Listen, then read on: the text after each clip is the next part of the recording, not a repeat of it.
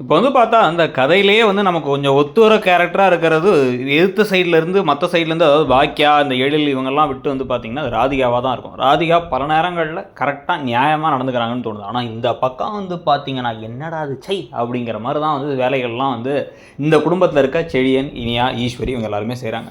இப்போ கோவமா வந்து கோபி பேச, ஒவ்வொருத்தங்களையா வந்து கூப்பிட்டு, "எங்க உங்க அம்மா? எங்க உங்க மருமக?" அப்படிலாம் வந்து கேட்க, கடைசியா வந்து அவங்க வந்ததுக்கு பிறகு வந்து, "என்ன நெனச்சிட்டு இருக்க உன் மனசுலனா? என்னய்யா எதுக்கு நீ கத்திட்டு இருக்க? நீ போய்யா அந்த பக்கம்." அப்படின்னு சொல்றதுக்கு முன்னாடியே, இப்ப அந்த கமலா என்ன பண்றாங்க அப்படின்னா வந்து குடு குடு குடுன்னு போய் ராதிகாவையும் கூட்டு வந்து வேடிக்கை பார்க்க விட்டாங்க.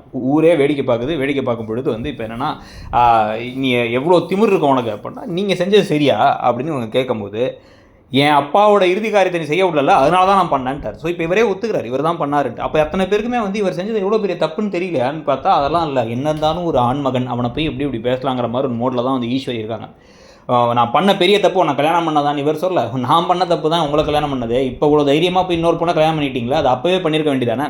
அப்படின்னு வந்து இவங்க செம ஸ்ட்ராங்கா சொல்லி கோவமா பேசி பட்டு பட்டு பட்டுன்னு திருப்பி குடுத்துட்டு, உங்கள ஜெயிலுக்கு அனுப்பியே தீருவேன் அப்படின்னா, நான் ஜெயிலுக்கு போனாலும் வந்துட்டு உன்னை பழி வாங்க வேண்டாம் அவர் போயிடுறாரு. இதெல்லாம் தேவையா அப்படின்னு ஈஸ்வரி கேட்க, என்ன தேவையா இப்போ பேசாமல் அப்புறம் எப்போ பேசுறது அப்படின்னாங்க இன்றைக்கி பாக்கியா. பாக்கியா இன்னொரு விஷயத்தையும் கரெக்டாக சொன்னாங்க. உங்கள் எல்லாத்துக்கும் அப்பா பாசம் வந்து கண்ணை மறைக்குது அப்படின்னு அந்த செடியனும் இனியாவும் வந்து நீ பேசுறது தப்புமான்னு சொன்னபோது சொல்ல, ஈஸ்வரி பாக்கியா அப்படின்னு சாரியத்தை உங்களை மறந்துட்டேன், உங்களுக்கு புள்ள பாசம் மறைக்குது அப்படின்னு சூப்பராக திருப்பி கொடுத்துட்டு, இவர் பேசினதுக்கெல்லாம் திருப்பி தான் கொடுத்தேன், வீட்டுக்கு வந்து சண்டை போட்டது அவர், நான் பேசாமலாம் இருக்க முடியாது, என் மேலே தப்பு இல்லைங்க தான் நான் ப்ரூவ் பண்ணியே தீரணும் அப்படிங்கிறத சொல்லியாச்சு. இப்போ ஜெனியும் அதே விஷயத்த சொல்லிடுறாங்க. அப்போ தான் வந்து ஹோட்டலுக்கு திருப்பி ஆள் வருவாங்கன்ட்டு. சாப்பிட கூப்பிட்டா சாப்பிட வரதில்லை. அதுக்கு நடுவில் என்ன ஆயிடுச்சு, இவங்க சண்டை போட்டதை யாரோ வீடியோ எடுத்து வேற போட்டு விட்டாங்களாம். அதில் வேற ஒரே பிரச்சனையாக கிடக்கு. இந்த எல்லா கலைபரங்களுக்கும் நடுவில் இந்த எழிலுங்கிறவர் எங்கே போனார்னே தெரில. முன்னெல்லாம் அவருக்கு அவ்வளோ முக்கியத்துவம் இருக்கும். இப்போ இந்த கதையை எங்கேயோ இந்த ஆளையே தூக்கி போட்ட மாதிரி தூக்கி போட்டாங்க.